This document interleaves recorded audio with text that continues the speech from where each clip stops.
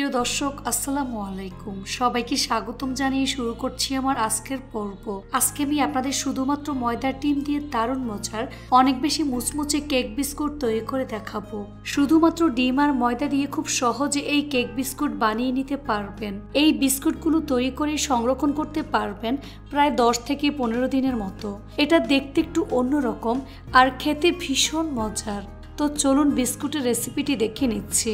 প্রথম একটি মিক্সিং বলে 2টি ডিম ভেঙে নিয়ে নিচ্ছি। আপনারা চাইলে 1টি ডিম ব্যবহার করতে পারবেন। এবার একটি ইলেকট্রিক বিটার দিয়ে ডিমটাকে খুব ভালো করে ফেটিয়ে নিচ্ছি। আপনারা চাইলে হ্যান্ড বিটার দিয়ে ডিমটাকে ভালো করে ফেটিয়ে নিতে পারবেন, আবার চাইলে কাঁটা চামচ দিয়েও বিট করে নিতে পারবেন। তো ডিমটাকে ইলেকট্রিক বিটার দিয়ে খুব ভালো করে ফেটিয়ে নেব। এবার এর মধ্যে 1 কাপ পরিমাণ চিনি অল্প অল্প করে দিয়ে মিশিয়ে নেব। এখানে চিনিটা কিন্তু অল্প অল্প করে দিতে থাকবো আর মিশিয়ে নেব। চিনিটা একবারে দেবেন না, তা না হলে ফোনটা কিন্তু ভালো হবে না। তাই চিনিটাকে আমি অল্প অল্প করে দিয়ে মিশিয়ে নেব।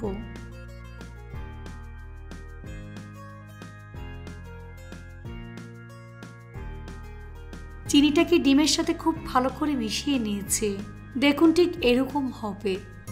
তারপর হাফ চা চামচ পরিমাণ বেকিং পাউডার দিয়ে দিচ্ছি স্বাদ মতো লবণ। বেকিং পাউডার লবণ আলতো করে মিশিয়ে নিচ্ছি।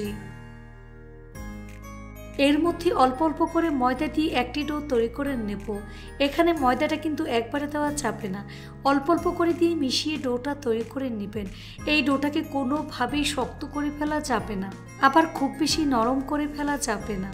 ডোটা মোটামুটি সফট হবে। ময়দা মিশিয়ে নেওয়ার পর বলছি ঠিক কতটা ময়দা লেগেছে।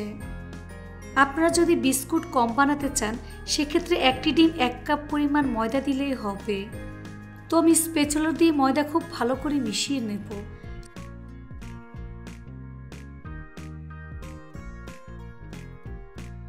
এই পর্যায়ে হাত দিয়ে খুব ভালো করে মেখে নিতে হবে।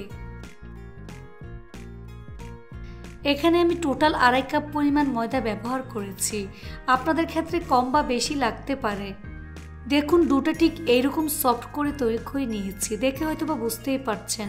এবার ডোটাকে ঠিক এভাবে গোল বলের মতো আমি তৈরি করে নেব।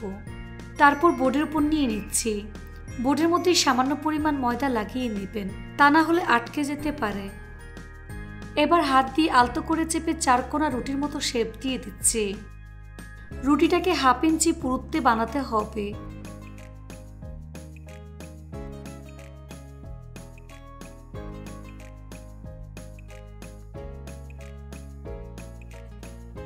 এবার বেলুন দিয়ে আলতো করে বেলে নিচ্ছি।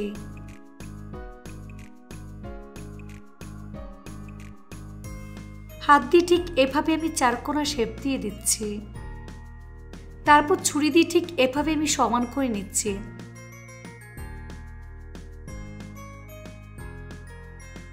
এবার বিস্কুটের মতো শেপ দিয়ে দিচ্ছি। প্রথমে লম্বালম্বি করে কেটে নিচ্ছি।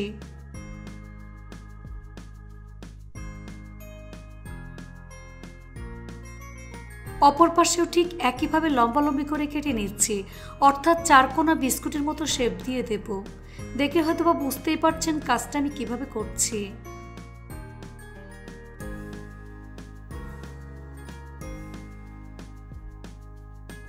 এবার একটা একটা করে বিস্কুটগুলো উঠিয়ে নেব।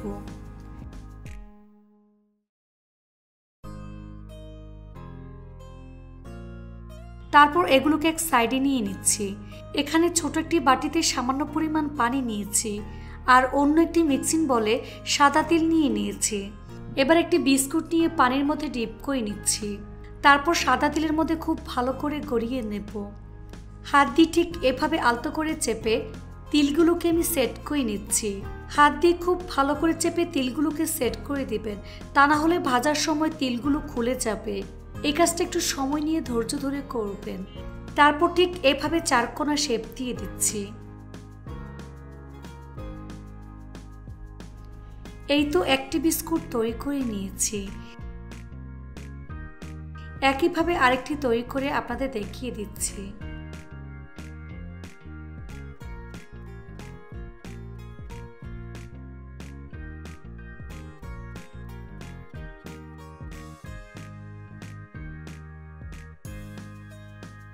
সবগুলো বিস্কুট একইভাবে আমি তৈরি করে নিয়েছি।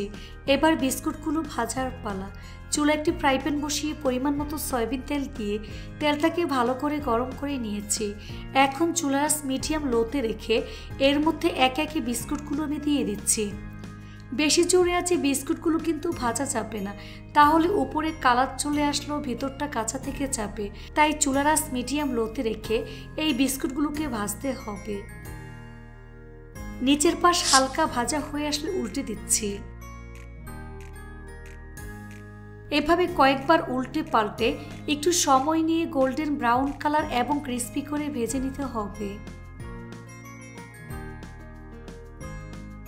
তো আমার বিস্কুটগুলো ভাজা হয়ে গিয়েছে, দেখুন খুব সুন্দর কালার চলে এসেছে।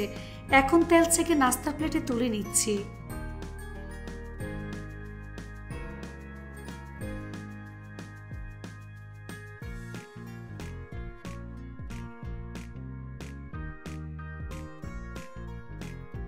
তেল ভালো করে ছড়িয়ে নিতে হবে। তারপর পরিবেশন করে আপনাদের দেখিয়ে দিচ্ছি। দেখুন আমার বিস্কুটগুলো দেখতে মাশাআল্লাহ কতটা সুন্দর এবং কতটা লোভনীয় হয়েছে। এটা শুধু দেখতেই সুন্দর না, খেতে অসম্ভব মজার হয়েছে। এই বিস্কুট তৈরি করে 10 থেকে 15 দিন সংরক্ষণ করে খেতে পারবেন। বিকেলে চায়ের সাথে এই বিস্কুট খেতে অসাধারণ লাগে। এভাবে একবার হলেও বাসায় তৈরি করে দেখবেন। রেসিপিটি ভালো লাগলে অবশ্যই একটি লাইক দিয়ে দিবেন। ফ্রেন্ডস অ্যান্ড ফ্যামিলির সাথে বেশি করে শেয়ার করবেন। সবাই অনেক বেশি ভালো থাকবেন। আল্লাহ হাফেজ।